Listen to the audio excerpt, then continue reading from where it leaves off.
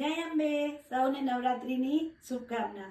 પ્રથમ શૈલ્યપુત્રી ચ, દ્વિતીયમ બ્રહ્મચારિણી, તૃતીયમ ચંદ્રઘંટે ચ, ચતુર્થમ કુષ્માંડે, પંચમમ સ્કંદ માતે ચ, ષષ્ઠમ કાત્યાયની, સપ્તમ કાલ રાત્રિ ચ, અષ્ટમ મહાગૌરી, નવમમ શિવદાત્રી દેવ્યે નમઃ.